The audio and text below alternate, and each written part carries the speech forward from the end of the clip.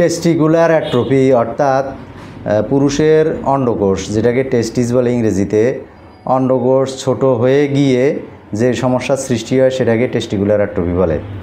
তো টেস্টিকুলার অ্যাট্রফির মধ্যে অনেক রকমের হয়। দুটা অন্ডকোষও ছোট হয়ে যেতে পারে, একটি অন্ডকোষ ছোট একটি অন্ডকোষ বড়, এরকমও হতে পারে। টেস্টিকুলার অ্যাট্রফি হলে পুরুষ যৌন জীবনে অনেক সমস্যার সম্মুখীন হয়।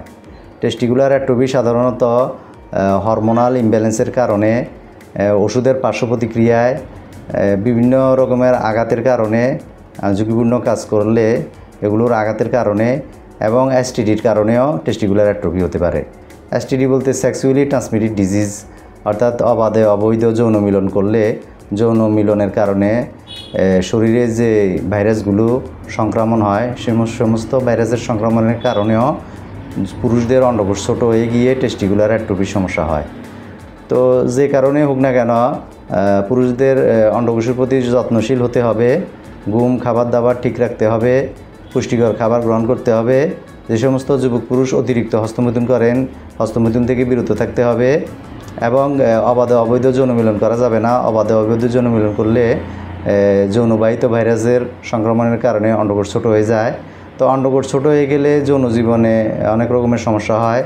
তার ভিতরে প্রধান সমস্যাটা হচ্ছে পুরুষের স্পাম উৎপাদনটা কমে যায়। স্পাম উৎপাদন কমে গেলে বিয়ে করলে সে বাচ্চার বাবা হতে পারে না, অর্থাৎ ইনফার্টিলিটির সম্মুখীন হয়, বন্ধ্যত্বের সম্মুখীন হয়, বাচ্চা কাচ্চা জন্ম দিতে ব্যর্থ হয়।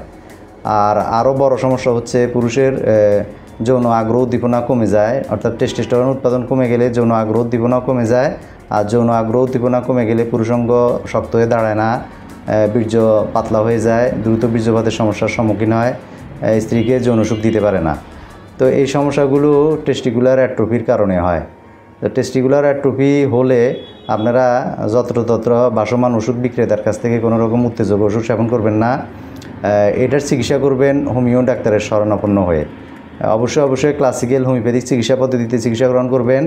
একজন অভিজ্ঞ রেজিস্টার্ড ডাক্তারের শরণাপন্ন হয়ে নির্দিষ্ট সময়কাল ওষুধ সেবন করলে আপনার অন্ডকোষ ছোট হয়ে যাওয়ার সমস্যাটা দূরীভূত হবে, অন্ডকোষের শক্তি বৃদ্ধি পাবে, অন্ডকোষ পুষ্ট হবে, স্বাস্থ্যবান হবে।